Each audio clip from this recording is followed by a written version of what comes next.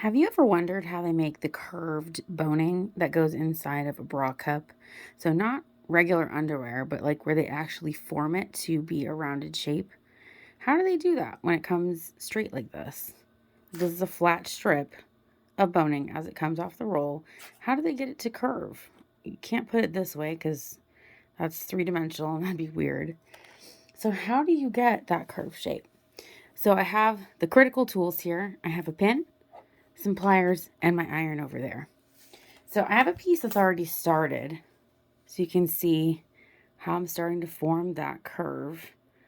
And you can see it's going to be flat and I'm done pressing it as the very last step. Can you see what I've started doing here? It looks wild and crazy. So what you do is you take your length of boning that you're going to need and you make it about a ½ inch or so longer at each end, so 1 inch total. And you're going to grab this pin and just start pulling so you can expose the clear pieces that make up the boning. I'm just going to pull it off. There we go. So let's get that exposed so you can see all of the different little pieces now. And you're going to take the top one, the very top edge one, and what you're going to do is you're trying to shrink this up so that this line becomes smaller than the bottom line, and that starts forming it into a rounded shape. So we're going to grab with the pliers. My pliers here have a little bit of texture on the inside of the tip, so make sure you get something that's got some teeth like that. And we're going to grab it and start pulling it. Now, it doesn't look very good while you're working on it. This is a very ungraceful looking process. So you're just going to get it started, and it moves pretty slow, but you can hear it. Can you hear that? And you can actually see it starting to kind of gather up on itself. And you're just going to work it down the edge. So you can see that curve starting to form. It's ugly right now, but it's got to get ugly before it looks good. So you're going to work on it from one end, and you can see how the ribs are now staggering. They're not straight across anymore. That's because these ones that you're pulling at the end are getting longer, which means this top edge is getting shorter. I'm going to flip around to the other end and do the same thing at this end. So go ahead and pull off to expose those ribs. And I'm going to make sure that I'm pulling at the same side so that way it forms into a circle. And I'm going to show you on this one that I already have started. So I'm going to get to pulling, grab this, and pull both ends. And I've seen this done before where you run some stitches through here. I like this method a little bit better because it just works. And that pulled a whole section out. I don't need to go that small, but that's going to make it a lot softer to grab. That piece just did jump right out. Wow. What a record. So I can actually clip that off now. And you can see my curve is starting to form. And once I get the curve in the spot where I want it, I'm going to lock it in with some heat. So I'm going to go through and pull these until they gather up in just the exact way that I want them to. And then I'm going to clip off any excess. So once I get this in place, so I want to lock that in, I'm going to take it over to the iron here and heat it up so that it learns its new shape. And see how flat that gets now? That ripple is gone. So I'm going to work this fully till it's a nice rounded shape all the way through. And you can hear it zhuzhing itself down the line.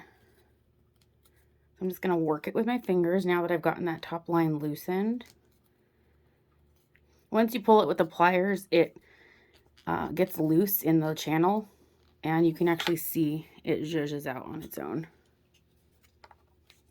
Okay, I'm just going to work this. Again, it's a very ungraceful process.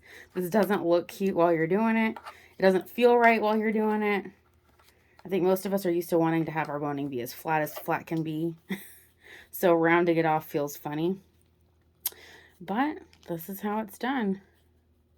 And you can see those ends keep growing. Again, you can go ahead and pull a little bit more if you want to like help yourself out.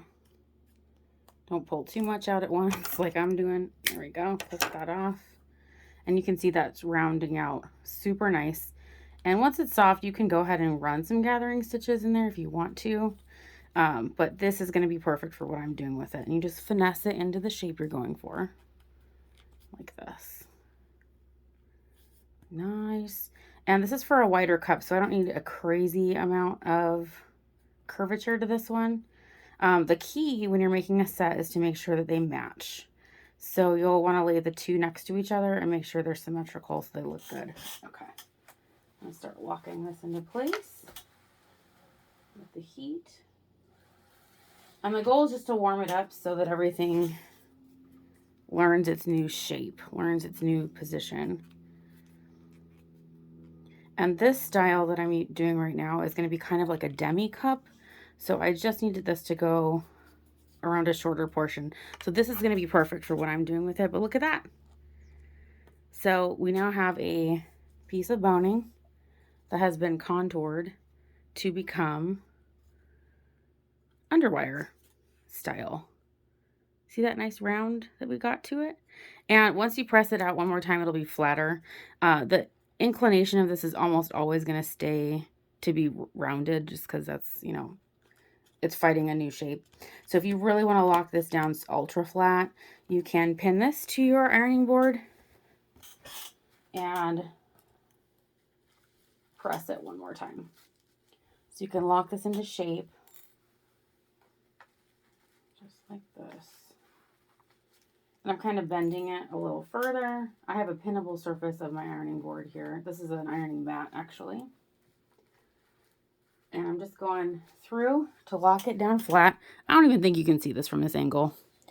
But I'm going to hit it down with the iron right on top of these pins. And then I'm going to let it cool in this shape. There we go. And this is the shape that I need for what I'm working on. You can work this to whatever level of curvature that you need. The goal is to get a flat piece from the side that's curved from the outside. Isn't that wild? I hope this was helpful. If you guys are working on something like this, let me know how it works for you. I hope you enjoy this one. Have a great rest of your day today.